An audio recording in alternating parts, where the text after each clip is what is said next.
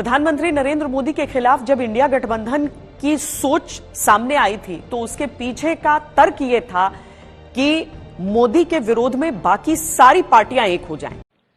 ये manifesto Congress party ने नहीं बनाया है। ये मैनिफेस्टो हिंदुस्तान की जनता ने बनाया है। हमने सिर्फ इसको लिखा है। India's ruling Bharatiya Janata Party has included uniform civil code in its manifesto for the upcoming general elections. The manifesto, it's named Modi Ki Guarantee 2024 or the Sankalp Patra. Highlighting the main points of the BJP manifesto, there are 24 guarantees listed in the BJP manifesto.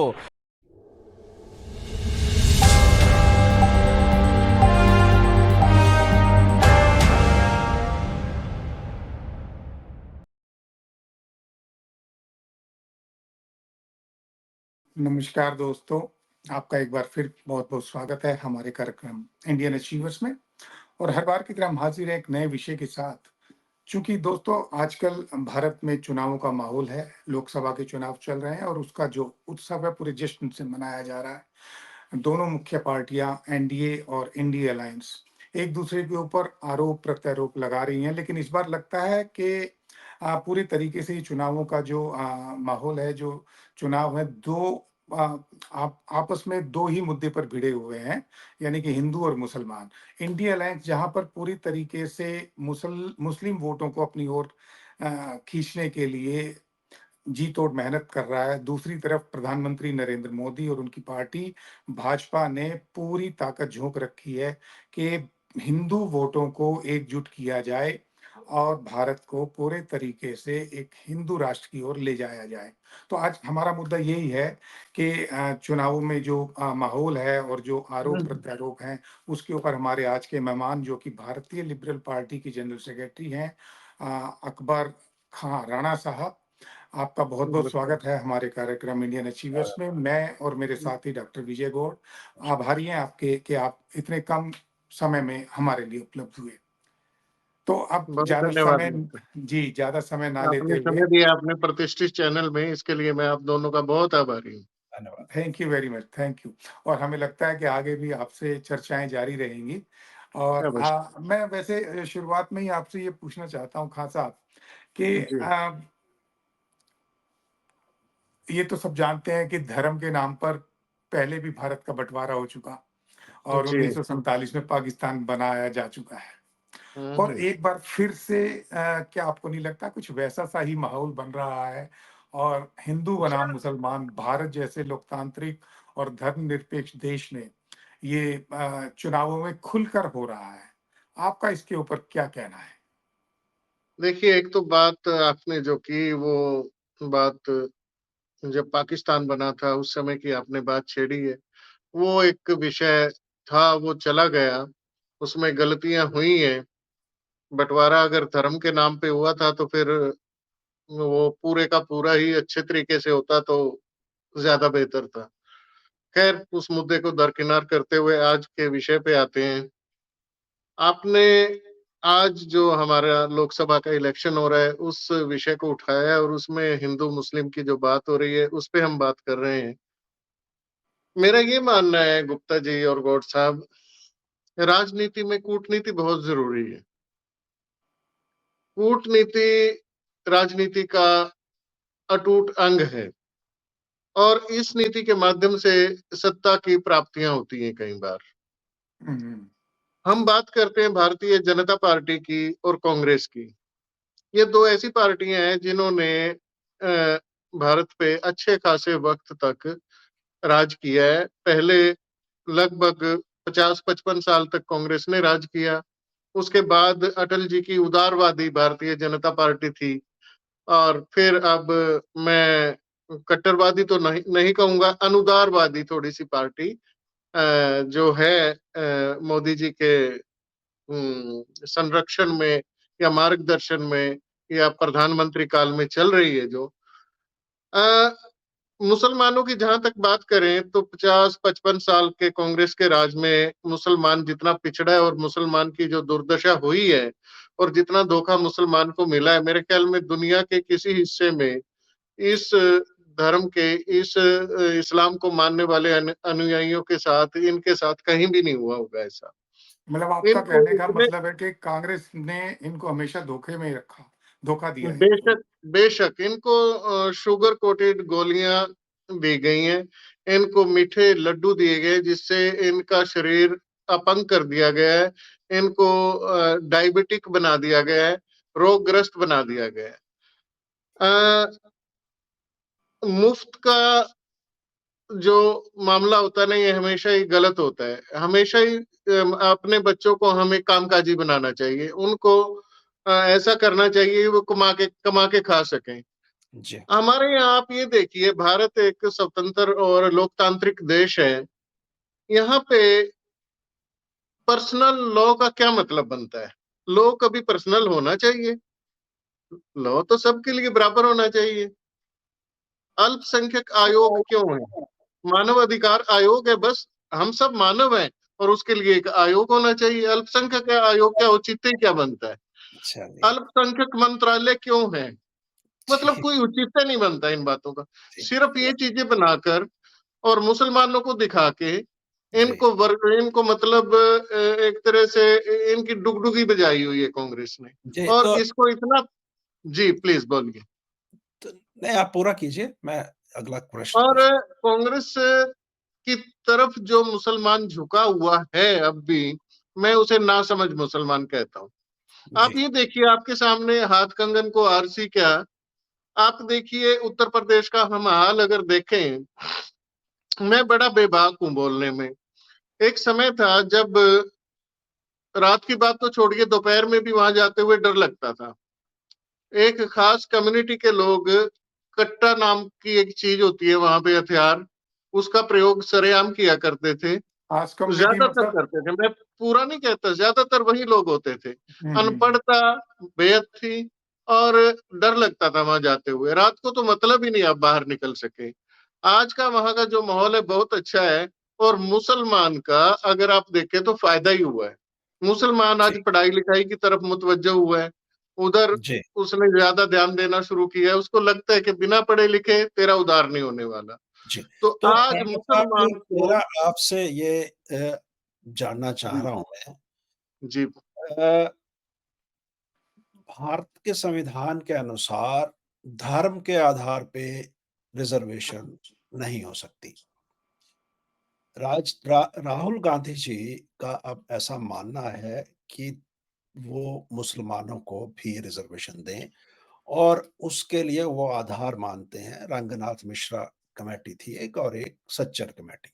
इन दोनों को आधार मान के पहले भी उन्होंने कर्नाटका में और आंध्रा में इस तरह के प्रयास किए हैं, जिसे कोर्ट ने निरस्त कर दिया था। तो आपका क्या मानना है कि क्या मुसलमानों को भारत में इस तरह की रिजर्वेशन दी जानी चाहिए जिसका आधार जातिगत हो? देखिए, मैं भाजपा का ना तो प्रवक्ता हूँ, ना ही भारतीय जनता पार्टी में मैं हूँ। जी, मैं भारतीय लिबरल पार्टी में, जी, मैंने अभी जो कुछ बोला मैं ईमानदारी से, जो मुझे लगा मैं वो बोल रहा हूँ। ये जो इस तरह की चीजें, जैसे आपने सच्चर कमेटी की बात की, या रंगनाथन कमेटी की जो आप बात करते हैं, इसमें कोई शक नहीं है कि मुसलमान पिछड़ा हुआ है। और पिछड़ा हुआ क्यों है, मैंने अभी आपको, जो मेरा विचार है वो यही है कि कांग्रेस की वजह से मुसलमान पिछड़ा है। और अगर आप किसी भी कम्युनिटी को, किसी भी समूह को, समाज के मुफ्त की आदत डाल देंगे या बिना बात उसको सहलाते रहेंगे, तो वो व्यक्ति, वो समाज का हिस्सा, वो टुकड़ा नकारा हो जाता है। आप उनको मौके दीजिए। रिजर्वेशन की आवश्यकता नहीं है, सबको बराबर के मौके मिलते हैं। उनको भी मौका दीजिए और अवेयरनेस पैदा कीजिए कि भाई पढ़ने लिखने से ही उद्धार हो सकता है। आपका जो मदरसा एजुकेशन है उसमें सुधार किया जाए। जिस दुनिया में अल्लाह ताला ने आपको भेजा है उसको भी समझिए, उसको भी जानिए। धर्म से आपको कोई नहीं रोकता, लेकिन धर्म आपका व्यक्तिगत मामला होना चाहिए, वो सार्वजनिकीकरण उसका नहीं होना चाहिए। आपको जिस दुनिया में उस ईश्वर ने, उस अल्लाह ताला ने, उस गॉड ने, उस वाहिगुरु ने भेजा है, उस दुनिया को भी समझिए। जब तक जिंदा है, जब तक इस धरती पे, इस दुनिया में है, तो यहीं पे आपको विचरण करना है और इसी के साथ आपको जीना है। मरने के बाद का मामला और है। आप मरने तो, की तैयारी तो, कर रहे हैं, जीना तो सीखिए पहले। तो जी। खान साहब, आपको क्या लगता है कि ये आपने जैसे मदरसों की भी बात करी, वहां पर ये बोर्ड के अंडर तो पढ़ाई होती नहीं, वो तो एक अलग पढ़ाई है। और दूसरा, ये जो भाजपा की मुहिम चल रही है हिंदू राष्ट्र बनाने की, आप जी, इससे इत्तेफाक रखते हैं, इसका मतलब? देखिए मैं ये मानता हूं कि अगर हिंदू राष्ट्र बन भी जाता है तो इसका मतलब ये नहीं होता कि दूसरे जो धर्मों के लोग हैं उनको यहाँ रहने का अधिकार नहीं होगा। उनको तो तब भी वो अधिकार तो होगा। यही सोचते हैं ना, वो तो यही सोचते हैं, वो तो आवाज इसलिए उठाते हैं। अगर वो वो तो ये समझते हैं सोचते कि ऐसा है तो उनकी सोच को बदलना चाहिए। दुनिया में सबसे ज्यादा हिंदू जो है वो हिंदुस्तान में है। और अगर कोई ये कहे कि हमारा देश हिंदू राष्ट्र बन सकता है या बनाया जाए, तो उसमें हमें ज्यादा तड़पने की आवश्यकता नहीं है। अगर हिंदू राष्ट्र बन जाता है तो भी अच्छा, इसका मतलब तो ये कतई नहीं है कि मुसलमान यहाँ पे नहीं रहेंगे जी, और या हम्म। मुसलमानों के अधिकार छीन लिए जाएंगे, ऐसा तो नहीं है ना। जी। और वैसे असंभव बात है, आज के इस युग में कोई भी राष्ट्र ना तो मुस्लिम राष्ट्र बन सकता, ना हिंदू बन सकता। धर्म के आधार पर किसी राष्ट्र को घोषित नहीं किया जा सकता। बड़ा नामुमकिन सा मामला है। वोट की राजनीति में सब चलता है। नहीं, वैसे वैसे मैं आपसे जानना चाहता हूँ, ओवैसी की राजनीति को आप कैसा मानते हैं? मैं वैसे ही क्या मानता हूं कि वो ऐसे भी नेता वो होने भी चाहिए? नहीं, वो भी एक नहीं, वो तो मेरे ख्याल में तो प्रैक्टिकली वो बिल्कुल ही ठीक नहीं है मामला। जिस तरह की बातें ओवैसी साहब करते हैं, उनकी सोच से मैं बिल्कुल इत्तेफाक नहीं रखता। खान साहब, एक बात बताइए, आपने जी, तो बड़ा महत्वपूर्ण काम किया है बीजेपी में, और मैं देखता हूँ कि कई मामलों में आपकी जो आइडियोलॉजिकली अभी भी आप वहाँ जुड़े दिखते हैं। क्या कारण रहा कि आप बीजेपी से बाहर आ गए और आज आप भारतीय लिबरल पार्टी में हैं? जबकि जी। आप आइडियोलॉजिकली अपने को उसी तरह समझते हैं, आप बेबाक बात करते हैं और समाज की सेवा भी कर रहे हैं। क्या इसका कारण ये रहा कि बीजेपी में मुसलमानों के लिए कोई जगह नहीं है, इसलिए आपको छोड़ना पड़ा? नहीं, ऐसा कतई नहीं है। जगह की और बिना जगह की गौड़ साहब बात ही नहीं है। मैंने कभी कोशिश नहीं की ऐसी। मैं हल्फिया आपको कह सकता हूँ कि मुझे कभी कोई पद की इच्छा रही हो या कुछ। मेरे जो मार्गदर्शक रहे हैं हमेशा से, माननीय इंद्रेश कुमार जी, कभी आपकी बात हो तो उनसे भी आप पूछ के देख सकते हैं। मैंने हमेशा ये कहा है, जब मेरे पास कोई दायित्व नहीं होता तब मैं ज्यादा अच्छे से काम कर सकता हूँ। जी, दायित्व हमें बंदिशों में बांध देता है। बिना दायित्व के हम स्वतंत्र रूप से ज्यादा दूर तक विचरण कर सकते हैं। तो मैंने कभी दायित्व की इच्छा जाहिर ना की, ना मेरी वास्तव में इच्छा है। मुझे सरकार में भी, हरियाणा सरकार में भी रखा गया। मैं तो अपने आप को बल्कि छोटा मानता हूँ। छोटा हो जाता है इंसान। और हमें अगर देश और समाज के लिए कुछ करना है तो आप ऐसे भी कर सकते हैं। और जी, जहां तक बात है मेरा और संघ का, मेरा और बीजेपी का, बचपन में ही मेरे मित्र, आपको पता ही है, डॉक्टर मनीष कुमार रायजादा, जिन्होंने आज भी इस वार्ता में आना था, वो बाई चांस या किसी परिस्थिति की वजह से नहीं आ पाए। जी, हम हमारी कुदरती तौर पे ऐसी सोच रही है और ऐसी ही सोच शायद बीजेपी की और संघ की भी रही है। तो हमें पता ही नहीं चल पाया कि संघ ने या हमने संघ को कब आत्मसात कर लिया। जी, तो ये बाई चांस सोच मिलने की बात है। और ना ही मैं संघ के अंदर था कभी, ना ही मैं संघ के बाहर हूँ। जी। कभी कभी ये लगता है संघ और मैं एक हूँ। कभी कभी ये लगता है कि हमें एक या दो कहने की आवश्यकता ही नहीं है। जैसी हमारी सोच है वैसे ही है हम तो। तो जैसे आप इतना बेबाकी से मुस्लिम कम्युनिटी के बारे में भी बोल रहे हैं, तो आपको कभी डर नहीं लगा कि भाई ये जो मुसलमान के जो इस कम्युनिटी के जो वो हैं, फ्लैग बीरर हैं, वो आपके खिलाफ कुछ एक्शन ले सकते हैं या देखिए, ऐसा कुछ? सच्ची बात के लिए बोलने से कभी हिचकना नहीं चाहिए। और मैं राजपूत हूँ, मडाड़ मेरा गोत्र है। और श्री राम की औलाद में से हम हैं। तो हम कभी भी मैं क्या, किसी को भी गलत नहीं बोलना चाहिए, हमेशा ही सच्चाई के और सत्य के मार्ग पे हमें चलना मतलब चाहिए। मतलब अगर आपके इसमें, पूर्वज हिंदू हिंदू रहे हैं, हाँ, आपका ये कहना है? जी मेरे पूर्वज बिल्कुल, मेरे पूर्वज हिंदू थे। मैं 16वीं पीढ़ी में हूँ जी और खान साहब ये हमें बताइए कि हमें अब गर्व है, हम सूर्यवंशी राजपूत हैं। जी, तो जी खान साहब जी। अब थोड़ा-सा दिल्ली की स्थिति के बारे में बातचीत खान साहब की करते हैं। बजाय अगर राणा कहेंगे मुझे तो और ज्यादा अच्छा तो लगेगा। जी, कहीं राणा कहीं साहब। ऐसा तो नहीं है राणा साहब कि अब आप धीरे धीरे नाम भी बदल लेंगे या नाम यही चलेगा आपका? नहीं, मैं देखिए, आस्था जो मामला है ना, ये बहुत व्यक्तिगत है।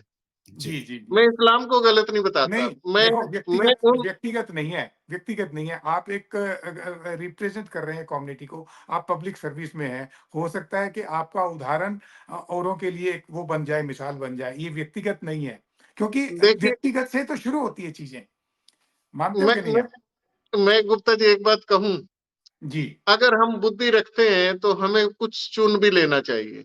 जी, मुझे जहाँ से जो अच्छा लगता है मैं वहां से ले सकता हूँ कुछ भी। जी, तो आप जी, जी। बताइए मुझे, मुझे तो हिंदुत्व में बहुत कुछ अच्छा लगता है, सिखिज्म में भी लगता है, इस्लाम में भी लगता है, क्रिश्चियनिटी में भी लगता है, भाई में भी लगता है, जैन में भी लगता है। जहाँ बताइए, कोई चीज पूरी तरह से खराब हो सकती है या पूरी तरह से सब कुछ ठीक हो सकता है? मैं तो हर हुँ, जगह से कुछ ना कुछ ले लेता हूँ, तो मेरा धर्म क्या है, आप ही बताएं मुझे। तो राणा साहब लेकिन ये बताइए, ये जो केजरीवाल जी ने अब दिल्ली में रायता फैला दिया है जी। और आप जैसे और डॉक्टर मुनीश जी जैसे व्यक्ति उसको समेटने में लगे हैं अब। हालाँकि शुरू में आप लोग भी साथ ही थे उनके। तो ये अब किस करवट बैठेगा वो? क्या सोचते हैं आप? देखिए क्या होगा दिल्ली की स्थिति? देखिए, अब मैं तो बहुत बड़ा दिल्ली में सरकार राजनीतिक तो आदमी कोई तो नहीं हूँ।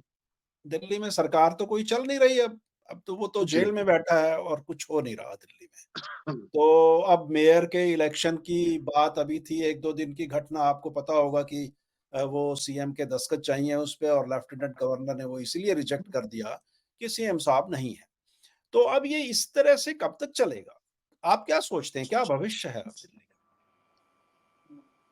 मुझे तो ये लगता है कि आने वाले समय में आम आदमी पार्टी नाम ही नहीं रहेगा।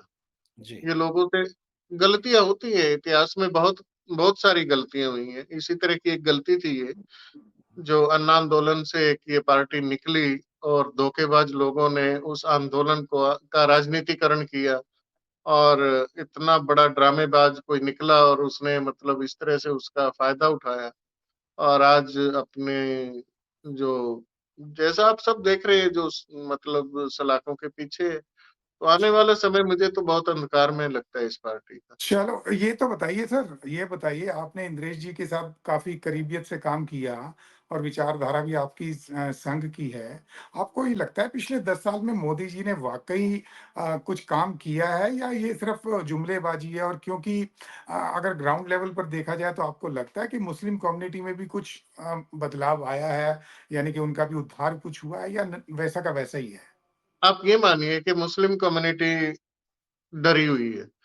आप यही मान लीजिए, लोग यही कहते हैं ना, तो जी। डर के जो व्यक्ति गलत रास्ते को छोड़ के सही रास्ते पे आ जाए, कल्याण तो हुआ ना, तो बहुत अच्छा हुआ है। नहीं, आप डर देखिए ना, यूपीएससी में आज कितने मुसलमान निकल रहे हैं। पहले का रिकॉर्ड देखिए आप, कांग्रेस के ज़माने का और आज हुँ, का हुँ। रिकॉर्ड देखिए। ये क्यों हो रहा है? इनको लगता है भाई काम नहीं चलेगा।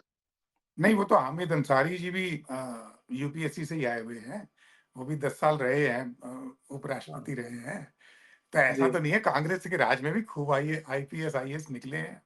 वो तो हमेशा से होता रहा है, लेकिन संख्या मैं बता रहा हूँ, संख्या बताइए अब ज़्यादा थी या पहले ज़्यादा है? अब पढ़े-लिखे मुसलमान ज़्यादा हो रहे हैं या पहले थे? जी, जी। तो नहीं तो आज का मुसलमान ज़्यादा क्रिमिनल है या पहले ज़्यादा क्रिमिनल क्रिमिनल हुआ करता था, अपराधी प्रवृत्ति का था? नहीं, अब तो यूपी के सब नेस्तनाबूद कर दिए जा रहे हैं, धीरे-धीरे हाँ, एक-एक करके। तो राणा साहब देखिए ये जो जी। ये जो स्थिति बन रही है, आपको कभी-कभी ये नहीं लगता कि दिल्ली को जो ये इस तरह का छो राज्य का दर्जा और वो भी थोड़ा थोड़ा बहुत पूरा राज्य भी नहीं है। उस दर्जे की कोई ज़रूरत नहीं थी, एक केंद्र शासित प्रदेश रहे तो ज़्यादा सरलता से चीज़ें चल सकेंगी यहाँ पे। गौड़ साहब, आपने मेरे मन की बात कही है। मैं ये मानता हूँ, मेरी समझ में तो आ नहीं रहा है कि दिल्ली में डीडीए भी है, दिल्ली में म्युनिसिपैलिटी भी है, दिल्ली में दिल्ली सरकार भी है, दिल्ली में केंद्र भी बैठा है। जी। तो दिल्ली को ये क्या बना दिया गया है, समझ नहीं आ रहा है। मेरे तो खुद समझ में नहीं आता, मैं तो कई बार करता हूँ ये बात। हाँ, दिल्ली बिल्कुल। में सरकार की आवश्यकता ही क्या है? जी। नहीं तो फिर कल कल अगर भारतीय लिबरल पार्टी नई आप पार्टी के रूप में उभर के आ जाती है, फिर भी आप यही बात कहेंगे या फिर पद यही की तो फर्क है, यही हैं? तो फर्क है। हम स्वार्थ के लिए बात नहीं करते, हम ये तो अ, भाषा अरविंद केजरीवाल भी परमार्थ की खूब बात इस्तेमाल करते हैं। करता था कि हम सिक्योरिटी नहीं लेंगे, हम पुलिस नहीं लेंगे, बड़े बंगले नहीं लेकिन लेंगे। हमने राजीव गुप्ता जी, हमने शपथ ली है दोनों भाइयों ने, डॉक्टर मनीष कुमार रायजादा ने भी और मैंने भी, कि अरे हम कभी उसने तो इलेक्शन बच्चों की कस्में खाई, पत्नी की कस्मियां हम खाई, आप कभी शपथ की इलेक्शन बात नहीं कर रहे लड़ेंगे।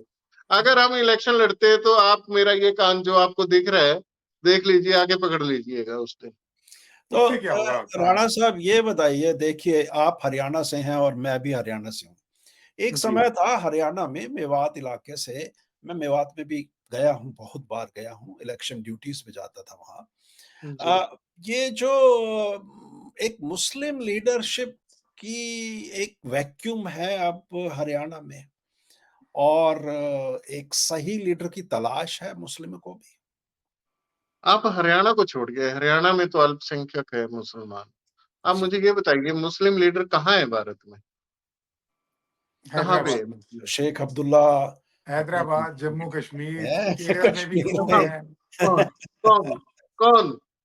नहीं, ये सही है बात मुझे भी आपकी, पता है, आपको भी पता है, क्यों मजाक करते हैं आप? सही बात है आपकी, सही बात है। पर फिर भी चलिए, हरियाणा के परिप्रेक्ष्य में क्या स्थिति है आज?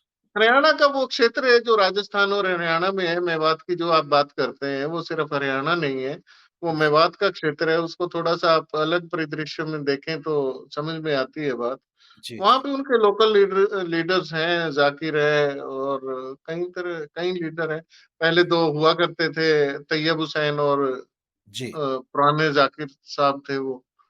तो वो तो अब इस दुनिया में नहीं रहे, उनकी औलादें हैं और इलियास साहब थे। हाँ, एक इलियास, मतलब ये हैं उनके लोकल जिस स्तर के होने चाहिए उस स्तर के लीडर हैं। वो जी, राजस्थान से भी विधानसभा में जाते हैं कई बार वही लीडर, कई बार हरियाणा से भी जाते हैं। जी, जी। जी, तो आपको चलिए चलते-चलते पूछते हैं, आपको ऐसा नहीं लगता कि खां साहब नहीं, राणा साहब, कि अगर आप जी। भाजपा में ही रहते, आरएसएस में रहते तो शायद ये जो उदारवादी आपके विचार हैं, इसको मुस्लिम कम्युनिटी के लिए आप ज़्यादा मुखर ढंग से कह पाते? देखिए, कई बार ये लगता है लोगों को कि मैं मुसलमानों के विरुद्ध बोल रहा हूँ, जबकि आप अगर गहनता से देखेंगे, तो मैं उनके हक में ही बोलता हूँ। मैं वो तो उनके आपको लग रहा है ना सर, अभी वो बताएँगे आपको, आप उनके हक में बोल रहे हो कि अगेंस्ट नहीं बोल रहे हो? वो नहीं, वो समझदार लोग हो गए हैं अब। उनको मैं ये चाहता हूँ कि भारत का हर वर्ग उन्नति करे ताकि हमारा राष्ट्र उन्नति करे। जी, जी, आज या तो वो समय था, तब बँटवारा अच्छे से हो जाता। अब जो भारत का हिस्सा है, उस हिस्से को, हर हिस्से को तरक्की करनी चाहिए। और मुस्लिम कम्युनिटी, क्योंकि मैं भी मुसलमान हूँ, मैं चाहता हूँ कि ये जो पिछड़ापन है, इस पिछड़ेपन को दूर किया जाए और ये मुसलमानों को खुद करना पड़ेगा। कोई मसीहा आने वाला नहीं है कि जो उनकी बाँह पकड़ के उनको ये कहेगा कि आओ मैं तुम्हें लेके चलता हूँ, वहाँ पे डुबकी लगाओ, वहाँ से तुम्हारा उद्धार हो जाएगा। जी, कोई किसी को नहीं रोकता।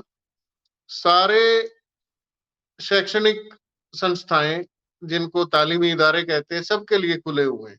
मुझे बड़ा दुःख होता है, जहाँ पे मुस्लिम बहुल क्षेत्र है, वहाँ पे भी मुसलमान स्कूल, कॉलेज, यूनिवर्सिटीज़ में बहुत कम जाते हैं। इनको शिक्षा की तरफ मुतवज्जह होना पड़ेगा, उधर इनको ध्यान देना पड़ेगा, तभी इनका उद्धार हो पाएगा। नहीं आपको भी लगता है कि इस राजनीति पे छोड़ जी। जैसा जो माहौल पाकिस्तान में है, वही इनके मन में भी वैसा सा ही कुछ चलता रहता है, यहाँ के जो ज़्यादातर मुसलमान हैं? क्या लगता है ज आपको ऐसा? जैसे जैसे मैं मेरी समझ में नहीं, पाकिस्तान के मुसलमानों के दिमाग में क्या चलता है बताइए मुझे? वो तो वहाँ तो बस उसकी एक तो स्थिति देख लो, आर्थिक रूप से देख लो, पॉलिटिकल देख लो, पूरी तरीके से अस्त-व्यस्त हुई पड़ी है और लोग आज भी देखिए यही कहते हैं कि हमें तो कश्मीर चाहिए, हम मतलब तैयार बैठे हैं गला कटाने को, गर्दन कटाने को। नहीं, देखिए असल में ना उन लोगों को पता ही नहीं है जिहाद किसका नाम है। ये डेफिनेशन ही गलत दी जाती है। जिहाद का हिंदी में मतलब निकालें तो धर्म युद्ध है। धर्म युद्ध तो हमेशा ही अच्छा होता है, धर्म युद्ध कभी खराब नहीं होता। धर्म का मतलब सत्य है, सत्य के मार्ग पर चलने को ही धर्म कहा जाता है, और सत्यता के लिए लड़ना कोई बुरी बात नहीं है। अगर असल में जैसा कोई बता देता है वैसा लोग समझ लेते हैं, तो वो खुद बस उसके एजुकेशन का चक्कर है ना। हाँ, चिंतन मनन शिक्षा नहीं नहीं। करते। जी। जिहाद क्या है? मान लीजिए मैं इस कमरे में बंद हूँ और मेरे किसी दोस्त को ब्लड की आवश्यकता है और कोई मेरा रास्ता रोक के खड़ा हो गया सॉरी,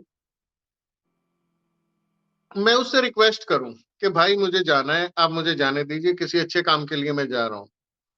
वो नहीं मानता, फिर उसको थोड़े कड़े शब्दों में कहें और तब भी नहीं मानता, तो उसके साथ लड़के हम अच्छा काम करने के लिए जाएं, उस व्यक्ति की जान बचाएं जो मर रहा है, और उसको मेरे खून की आवश्यकता है, मैं उसको ब्लड देता हूँ, या जो भी मैं उसकी मदद कर सकता हूँ जिससे वो बच जाए, इसका नाम धर्म युद्ध है, इसी का नाम जिहाद है।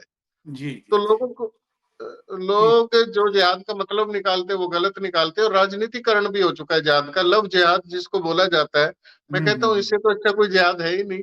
प्यार के लिए जिहाद करें ना। ठीक है, ठीक चलो, है। तो गौर साहब, कोई और मन में सवाल हो तो पूछ नहीं, लीजिए बड़ा आप। अच्छा था ये, बहुत बढ़िया रहा। ठीक है जी, राणा साहब, बहुत अच्छा लेकिन लगा। जो लव जी। जिहाद किया जा रहा है वो गलत है। किसी मेरी बहन बेटी किसी और की बहन बेटी भी होनी चाहिए। किसी की बहन बेटी की उतनी इज्जत करूं मैं जितनी मैं अपनी सगी की करता हूँ। नहीं तो तो चलिए ये बता दीजिए जाते जाते संक्षेप में कि जी, हिंदू मुसलमान में शादी करता है और मुसलमान हिंदू में करता है तो तलवारें निकल जाती हैं, क्या आप उसको सही मानते हैं या तलवारें मयान में ही रहनी चाहिए? म्यान में ही रहनी चाहिए, नहीं निकलनी चाहिए। तो फिर आपको आगे आना पड़ेगा। आप जो है ना बंद कमरे में बैठकर, छोटी सी पार्टी में बैठकर तो फिर कुछ नहीं होगा आपको। ये जान का डर नहीं, है, या तो अगर जान का डर नहीं है तो खुल के आइए फिर मैदान नहीं, में। मुझे कभी जान का डर नहीं होता। सच्चाई के लिए जान का डर नहीं होना चाहिए, नहीं, और राणा साहब पार्टियां देखो, कभी अगर कभी राणा छोटी साहब नहीं देखो, होती। इस बात से तो मैं भी पूरी तरह एग्री करता हूँ गुप्ता जी की से, कि अगर जी, तैरना है ना, तो फिर नदी नाले में क्या तैरना, आप जैसे आदमी हाँ, को समुद्र में आना चाहिए। समुद्र में आगे सर, बढ़ना। हमने एक फिर आंदोलन की शुरुआत की है, भारतीय लिबरल पार्टी एक आंदोलन की शुरुआत है। मैंने अच्छा दिन में आपको कहा था, शायद आपके साथ बात हो रही थी या किसी और के साथ, अच्छा। उन्होंने कहा था कि क्या स्थिति है। मैंने कहा अभी शैशवावस्था है, अभी बचपन है, अभी किलकारी मार रही है हमारी अरे पार्टी। सर, मुझे तो ये पैदा समझ होते में नहीं आ किलकारी मारता है रहा, आप बच्चा, कहाँ तक पहुंचती है ये आने वाला समय बताएगा। समुद्र से निकलकर आप बाथरूम के टब में आ गए। मतलब भाजपा से आप निकलकर जैसे आप लिबरल आप पार्टी में आ जैसे गए। नेताओं की तो मुस्लिम समाज को बहुत ज़्यादा ज़रूरत है। तभी इस देश में ये जो अशांति का माहौल है, ये जो गली-गली हिंदू-मुसलमान हो रहा है, ये नहीं होगा।